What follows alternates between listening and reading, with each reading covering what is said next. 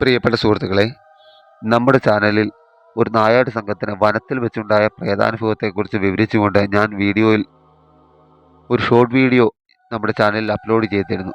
നമുക്കിന്ന് ആ കഥയുടെ പൂർണ്ണ രൂപം കേൾക്കാം. കഥ 2 പാർട്ടായിട്ടാണ് അവതരിപ്പിക്കുന്നത്. ഇന്നൊരു ഭാഗവും നാളെ മറ്റൊന്നുമായി. ഈ കഥ സജി എന്ന് പറയുന്ന ഒരാൾക്ക് അനുഭവത്തിൽ ഉണ്ടായ ഒരു കാര്യമാണ്. അത് എൻ്റെ കൂട്ടുകാരൻ്റെ അപ്പനിൽ നിന്നുമാണ് എനിക്കറിയാൻ സാധിച്ചത്. ഇനി മുതൽ കഥയിലെ നായകനായ സജിയെ പ്രതിനിധീകരിച്ചായിരിക്കും ഞാൻ സംസാരിക്കുന്നത്. സജിയുടെ വാക്കുകൾ കടമെടുത്തുകൊണ്ട് നമുക്ക് കാര്യത്തിലേക്ക് കടക്കാം.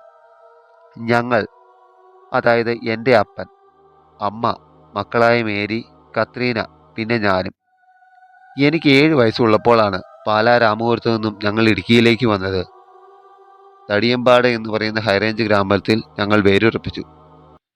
കൃഷിയും മറ്റു പരിപാടികളുമായി അപ്പൻ ഭൂമിയിലേക്ക് ഇറങ്ങി. കൃഷിയെ സംരക്ഷിക്കുവാൻ നാടൻ തോക്കും പന്നിപ്പടക്കവും അപ്പൻ ഉപയോഗിക്കുവാൻ തുടങ്ങി. പിന്നീട് കാലാന്തരത്തിൽ അത് എനിക്കും പകർന്നു കിട്ടി. എനിക്കന്ന് വാഴത്തോപ്പിലും കട്ടപ്പനയിലും അടിമാലിയിലും കച്ചവടത്തിൻ്റെ ഭാഗമായി ഒരുപാട് സുഹൃത്തുക്കളും ഉണ്ടായി. എല്ലാം എനിക്ക് പറ്റിയ കമ്പനിക്കാരും. ചാരായവും വെടിയിറച്ചിയും കപ്പയും സന്തത സഹചാരികളായി മാറി.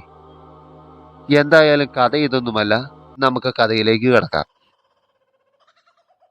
ഒരു ദിവസം ഞാൻ പള്ളിയിൽ കഴിഞ്ഞ് സിറ്റിയിൽ വന്നൊരു കാലിച്ചായയും കുടിച്ചുകൊണ്ട് നിൽക്കുമ്പോൾ തലേ ദിവസം പെരുങ്കാലായിൽ ആന ഇറങ്ങിയ സംസാരം കേട്ടു. കണ്ടത്തിൽ പണിക്ക് വന്ന ചേട്ടത്തിമാരാണത് പറയുന്നത്.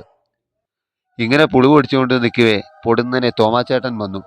"ടാ സജിയെ, ഞാൻ നിന്നെ നോക്കി ഇറങ്ങിയതായിരുന്നു." "എന്നാ ചേട്ടായി?" ഞാൻ തിരിച്ചു ചോദിച്ചു. "എടാ, ഒരു കാര്യമുണ്ട്," തോമാച്ചൻ എന്നോട് പറഞ്ഞു. തോമാച്ചൻ ചേട്ടൻ എൻ്റെ ഒരു ഉറ്റ സുഹൃത്താണ്. "എടാ, സണ്ണിച്ചേട്ടൻ കുട്ടപ്പായും വരുന്നുണ്ട്." "എന്താ കോള്?" ഞാൻ ചോദിച്ചു.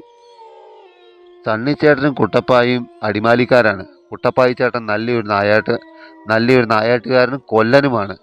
കറ തീർന്ന പണികാരൻ, നാടൻ തോക്ക് പണിയാൻ അഗ്രകണ്യൻ.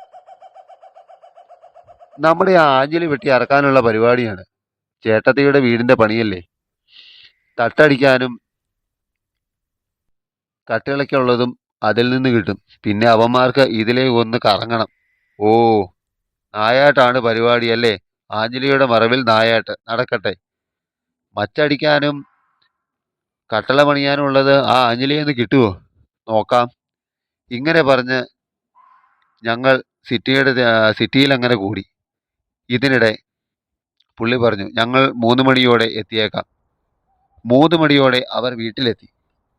ഞങ്ങൾ 4 പേരും കൂടി ഓരോ പ്ലേറ്റ് കപ്പയും കാന്താരിയും അടിച്ചു. അമ്മച്ചി അടുക്കളയിൽ നിന്നും ഓരോ കപ്പ് കട്ടൻ ചായയും തന്നു. സണ്ണിച്ചേട്ടൻ പുള്ളിയുടെ നാടൻ തോക്ക് കൊണ്ടുവന്നിരുന്നു. അത് 7.5 ചാണിൻ്റെ ഒരു കുഴലാണ്.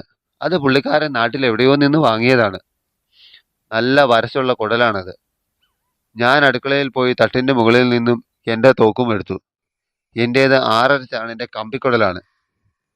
എൻ്റെ തോക്ക് കണ്ടത് കുട്ടപ്പായി ചേട്ടൻ പറഞ്ഞു, "നല്ല പിത്തളപ്പണിയാണല്ലോടാ."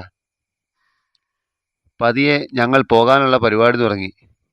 വെടിസഞ്ചി, വാക്കത്തി, ബീഡി, മുറുക്കാൻ, പിച്ചാത്തി, പിന്നെ അവലും കുടിക്കാൻ വെള്ളവും കയ്യിൽ കരുതി. 2-3 ഈറ്റ കാട്ടിൽ നിന്ന് വെട്ടിയെടുക്കാമെന്ന് ഞാൻ പറഞ്ഞു. ഈറ്റ വെട്ടിയെടുക്കുന്നത് വെള്ളം കുടിക്കാനുള്ള മാർഗത്തിന് വേണ്ടിയാണ്. സ്ട്രോ പോലെ ഉപയോഗിക്കാം. "നമുക്ക് പാറേമാവിലൂടെ താഴേക്ക് ഇറങ്ങാം," ഞാൻ പറഞ്ഞു. "മീൻമുട്ടി എത്തുന്നതിന് മുന്നേ ഉരുമറിയും." "മീൻമുട്ടിയോ? ആ വഴിക്ക് രാത്രി പോണോടാ." "ആ എന്നാ ചേട്ടാ?" "ഓ, അങ്ങനെ പേടിക്കാനൊന്നുമില്ല," ഞാൻ പറഞ്ഞു. കുട്ടപ്പായച്ചൻ എന്നോട് പറഞ്ഞു, "മീൻമുട്ടി വഴിക്ക് ഇവന്മാരെയും കൂട്ടി രാത്രി പോകുന്നത് അത്ര പന്തിയല്ല. കഴിഞ്ഞ പ്രാവശ്യം പോയ ഊരാളികൾക്ക് എന്തോ വഴി തെറ്റിയെന്നോ എന്തോ കണ്ടു പേടിച്ചെന്നോ ഒക്കെ പറയുന്നത് കേട്ടു."